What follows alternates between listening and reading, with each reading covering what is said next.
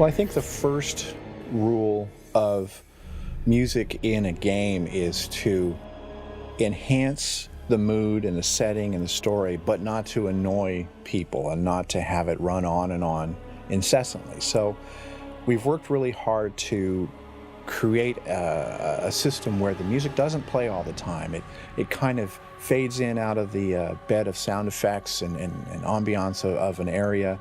It's not going to grab your attention right away, and it's meant to sort of allow the player to form their own associations and their own relationship with the zone, the place, the experience.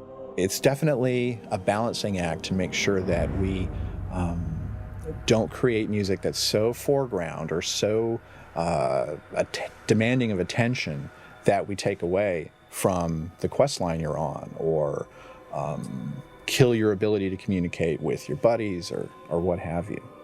There's a lot of synchronicity in the ideas we tend to have without even speaking. For instance, when we were first scoring Howling Fjord, Russell was preparing to do a recording session for some music for that, and I came out and he told me, "Oh, I'm going to record the uilleann pipes, the bagpipes," and I just come out to tell him like, "Oh, I just wrote a thing for bagpipes for Howling Fjord." So there was sort of this, oh, we're on the same page.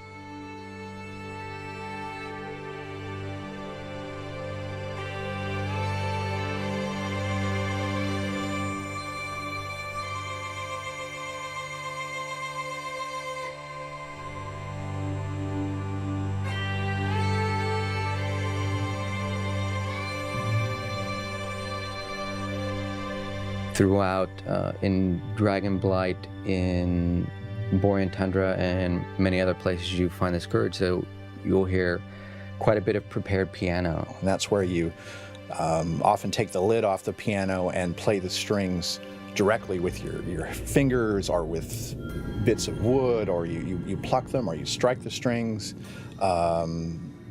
We didn't destroy any pianos in the process, but the idea was to get the sounds of harsh, cold, severe conditions and use that as a musical device.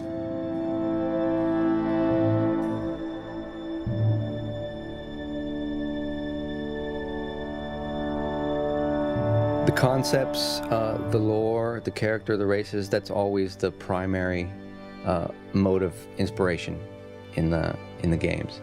So whatever we can find out, whatever we can see, whatever we know about a particular area is completely crucial and influences just about everything. I always wind up visiting Evelyn and talking to her about what the backstory is for a given zone or a given race, because nothing in this game is in randomly. It all makes sense. And what's so cool is that there's always an answer, and it's usually pretty compelling, and somewhere in the thread of that story I will find something to hang my hat on musically.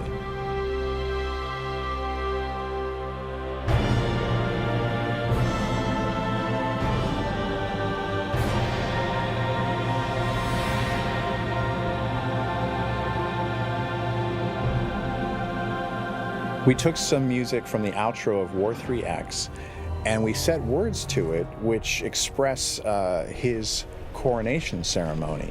And we had it originally sung by a male tenor, and while we were recording it, we were watching the rough footage of the cinematic while it was going down.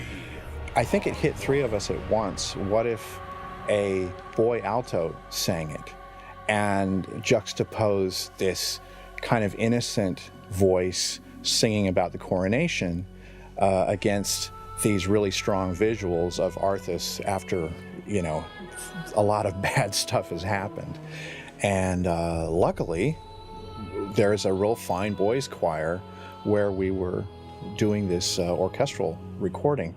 And so the next day we were able to have a young man come in and record this part, and as it turned out, he didn't play video games, but he was excited nonetheless, and he had a good time, and we gave him an autographed copy of his score that he sang to, and he was a real pro. He walked in, spent about 15 minutes learning the part, and nailed it.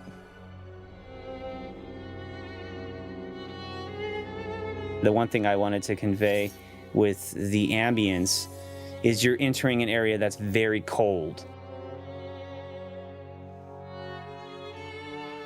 In Borean Tundra, we wanted the ambience to sound more sparse and split and further out from you.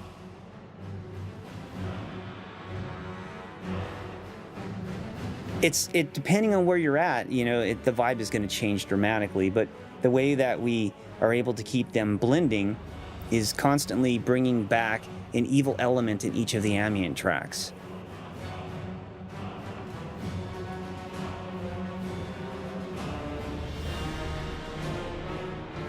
Unless a person is specifically attuned to listening to sounds, I don't want it to stick out. I want it to blend in seamlessly with the environment such that, you know, a person isn't running by and noticing everything that's popping out in the world, because that's incredibly distracting.